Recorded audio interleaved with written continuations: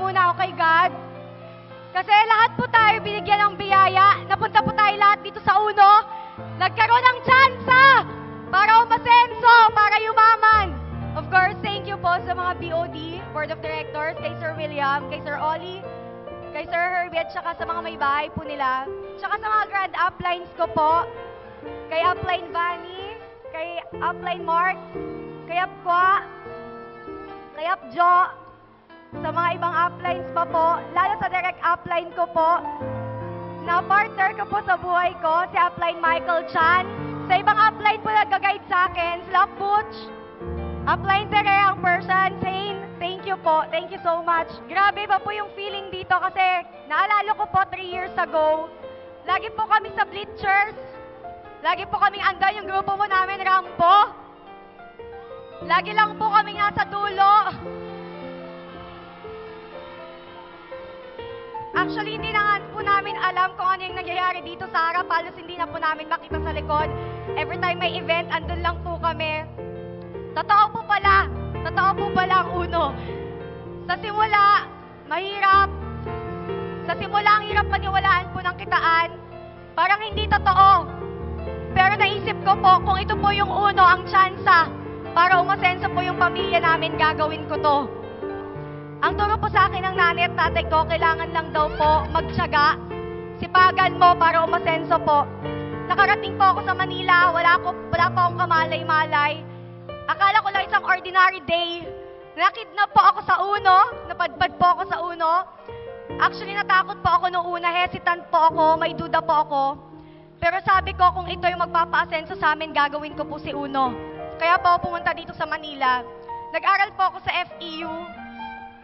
Ang hirap po sa part ko kasi nag-start po ako sa Uno. Actually, wala po akong pamuhunan dito. Pero kahit ano po, nag-take po talaga ako ng risk. Gumawa po ako ng sources, gumawa ako ng paraan para po makapag-start dito. Until po nakapagsimula ako, napagdaanan ko po lahat ng hirap. Sobrang hirap po. Pero still after po ng class, nagpupunta po ako ng Uno office. Minsan po natatapos yung meeting namin with uplines. Umaabot po kami 3 a.m., 4 a.m. Minsan po nakakauwi ako sa tinitirahan ko. May araw na. Parang uuwi na lang ako para magpalit ako ng damit ko ng uniform. Minsan po naaabutan ko na lang, natutulog na lang po ako sa may jeep. So iba po yung pagdaanan ko, sobrang hirap po. Pero sabi ko, kailangan ituloy-tuloy ko tong si Uno. May mga times pa po nagsa-flyers kami, kasama po yung grupo ko, yung magnet. Every time po nagsa-flyering kami sa Cubao, may mga times na hinuhuli kami ng mga guard. Pero sige lang, tuloy pa rin po kami. Kasi sabi namin, malay natin dito tayo makakuha ng mga tao na makakatulong natin sa negosyo para umasenso tayo. Kasi kahit parents ko po, nung kunento ko ito, sobra pong sabi nila, hindi yan totoo, anak, dahan-dahan ka sa Manila, maraming kalokohan dyan. Pati po mga friends ko, mga kababayan ko, iniiwasan ako. Ang baba po ng tingin nila sa akin, sa mga nag-uuno, ang baba po ng tingin nila. Sabi nila, yung mga nagsisimula lang po sa Uno, yung mga nag-start sa Uno, yung mga wala na daw choice sa buhay. Sabi ko po sa utak ko, tama nga naman. Kasi kapag nakita mo si Uno, magkakaroon ka pa ba ng ibang choice? Eh, andito na yung pag-asenso.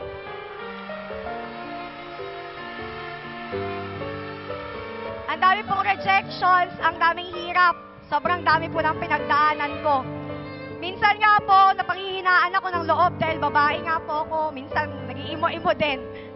Sabi ko, totoo ba talaga tong Uno? Mga ilang months ko po sa Uno, totoo ba talaga? May talaga bang kitaan na malaking pera? Talaga bang nangyayari yan? Sabi po sa akin ng mga uplines ko, lalo si Up Mike, sige, tuloy lang natin to.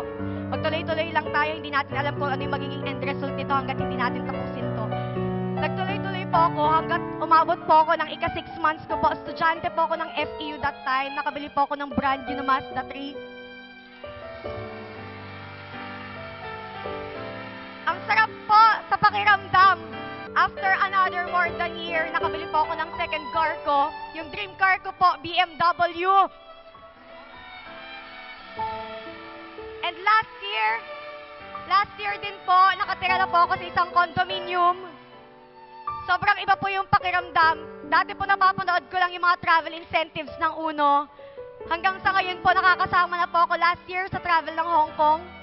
Nung kailan lang po sa travel ng Singapore, totoo po ang uno, totoo pong may malaking kitaan. Po ng sakripisyo, lahat ng pinagdaanan ko na hirap, tandaan nyo po lahat po yan, it's all worth it. Sobrang worth it po lahat. Kung ngayon, nahihirapan ka, kung ngayon, nagugutom ka, nasa tamang daan ka, kung minsan, nakakalimutan mo ng kumain, okay lang po yan, nasa right path ka, ituloy mo lang. Ituloy-tuloy lang natin to. Bakit?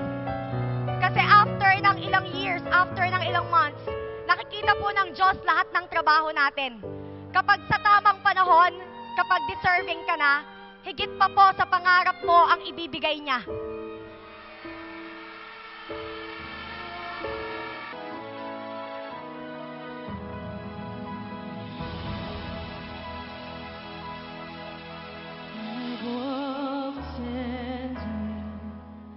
Of a far-off place, where heroes welcome be waiting for, where the crowds will cheer when they see my face, and a voice keeps saying, "This is where I'm meant to be."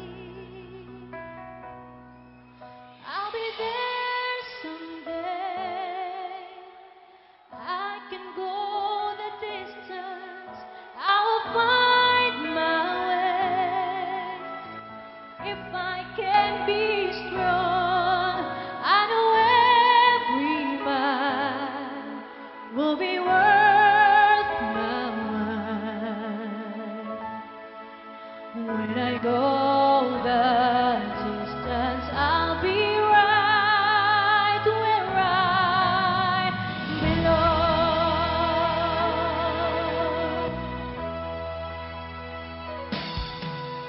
Gonna learn, no, to embrace my pain, though that road